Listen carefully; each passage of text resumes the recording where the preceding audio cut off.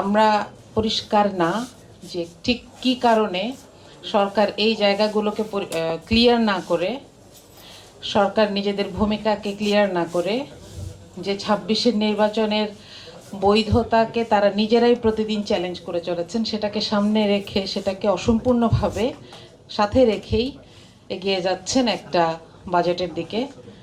এই সময় আমার মনে হয় যে এই জায়গাটা আমরা আরেকবার একটু মনে করিয়ে দিতে চাই যে সাংবিধানিক যে জটিলতাটা আছে সেটাকে শুধুমাত্র ইগোর কারণে অথবা অন্য কোনো কারণে, যেটা আমাদের কাছে, দেশের মানুষের কাছে পরিষ্কার না, সেটা রেখেই আমরা একটা কথিত উন্নয়নের দিকে এগিয়ে যাচ্ছি। এটা জাতি হিসেবে আমাদের জন্য নিরাপদ না, এবং একটা সময় আমরা আবার ওই রকম একটা দুষ্টচক্রে পড়ে যেতে চাই না যে উন্নয়ন তো হচ্ছে, গণতন্ত্রটা থাক।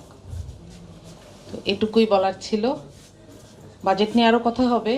আমরা শিক্ষা বাজেট নিয়ে এখানে খুব সুন্দর করে এসেছে, শিক্ষার ভূমিকা এবং ঋণের উপরে ডিপেন্ডেন্সি, এগুলো নিয়ে কথা এসেছে, যেটার আসলে বাংলাদেশের এমন একটা পরিস্থিতি যে বাংলাদেশের পলিটিক্স এই দেশে লেবু চালের দাম নির্ধারণ করে। তো এইরকম জায়গায় বসে আমাদেরকে একটু চিন্তা করা উচিত যে আমরা আসলে কি চাই, কার জন্য চাই।